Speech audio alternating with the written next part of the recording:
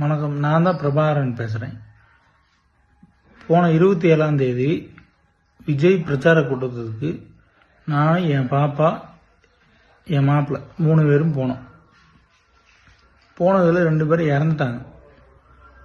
எப்படி இறந்தாங்க, எதனால் இறந்தாங்க எப்படின்னு எனக்கு தெரியல. அதனால் பார்த்தீங்கன்னா நான் சிபிஐ விசாரணை வேணும்னு சொல்லிட்டு நானாகவே பார்த்தீங்கன்னா தான் கேஸ் கொடுத்தேன்.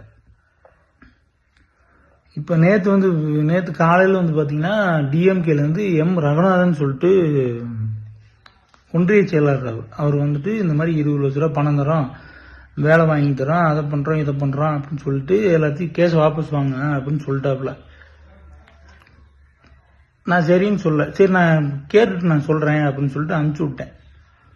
இப்போ பார்த்துட்டிங்கன்னா காலையில் நியூஸில் இந்த மாதிரி போகுது, பிரபாகரன்றவர் இந்த மாதிரி கேஸே ஃபைல் பண்ணல அப்படின்னு சொல்லிட்டு போகுது. நான் தான் கேஸ் ஃபைல் பண்ணேன். இந்த மாதிரி என் பேர் தான் போடுறாங்க. பிரபாகர் எல்லா கேஸ் கொடுத்ததே தெரியாத மாதிரி போடுறாங்க.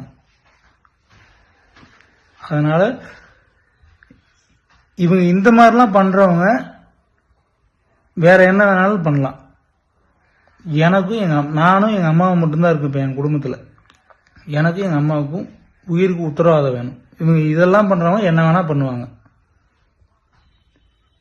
எனக்கு எங்கள் அம்மாவுக்கும் உயிருக்கு உத்தரவாதம் வேணும். அதுக்கு பார்த்தீங்கன்னா சுப்ரீம் கோர்ட்டு தான் உத்தரவு. அது எனக்கு சொல்ல தெரியல, நீங்கள் தான் பார்த்து பண்ணிக்கணும். நன்றி, வணக்கம்.